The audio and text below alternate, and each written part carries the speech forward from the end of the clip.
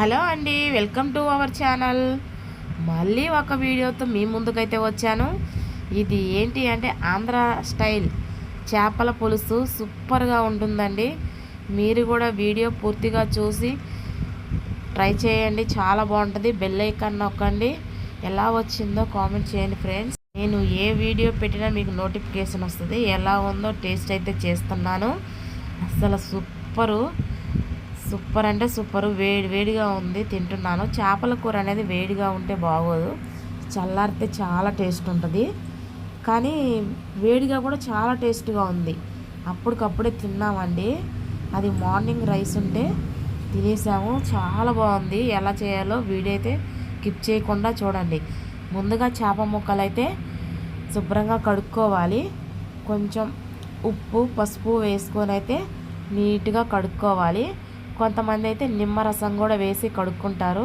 నేను నిమ్మరసం వేయలేదు, మామూలుగా అయితే కడిగాను. ఇంకా మా ఓనర్ అన్న తెచ్చిచ్చాడు ఇవి, అందుకే ఇంకా వాళ్ళు ఆల్రెడీ కడుగుంటారు కదా. ఇంకా నేనైతే కడిగి పక్కన పెట్టుకున్నాను శుభ్రంగా. ఇగో కొంచెం ఒక నిమ్మకాయ సైజు అంతా చింతపండు నానబెట్టుకున్నాను.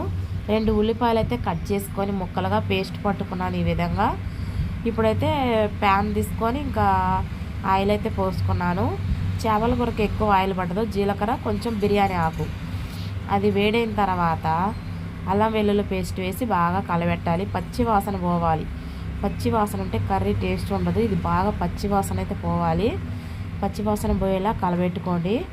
ఇప్పుడు కలబెట్టిన తర్వాత పచ్చి వాసన పోయింది, ఆయిల్ పైకి తేలింది కదా. కొంచెం కారం వేసేసి కలబెట్టుకొని ఇంకా చింతపండు గుజ్జు అయితే వేసాను. చింతపండు గుజ్జు వాటర్ తగినన్ని పోసుకొని కొంచెం తెరిలిన తర్వాత చేప ముక్కలు అయితే వేసుకుందాము.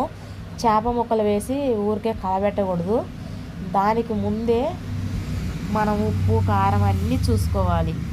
కొంచెం ధనియాల పౌడరు, మెంతుల పౌడర్ కూడా వేసుకుంటాను. నేను మెంతుల పౌడరు లేదు నా దగ్గర, వేయలేదు అప్పటికప్పుడు, ఎందుకులే అని ఇక పట్టలేదు. కొంచెం కరివేపాకు, కొత్తిమీర ఇవి కూడా వేసి అయితే కలబెట్టుకున్నాను. పులుపు ఉప్పు కారం అన్నీ చూసుకోవాలి. ఇప్పుడే కొంచెం కస్తూరి మేతి వేసాను. మెంతుల పౌడర్ వేయలేదు కదా, కస్తూరి మేతి వేసా. ఇంకా ఉప్పు సరిపోలే, కొంచెం ఉప్పు వేసుకున్నాను. ఇంకైతే కాసేపు మూత పెట్టుకుందాం. ఎందుకంటే ఊరికే కలబెట్టితే ముక్క అనేది చిదిరిపోతుంది. అసలు ఎలా వచ్చిందో అయితే మీరు కూడా ట్రై చేయండి, చాలా టేస్టీగా ఉందండి.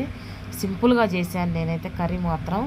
అదిగో పీసు, అసలు ఇది మర్చిపోయి ఫస్ట్లో కలబెట్టాను, అందుకే ఒక పీస్ అనేది బయటకు వచ్చేసింది, గిజరైపోయింది. ఇంకా మిగతా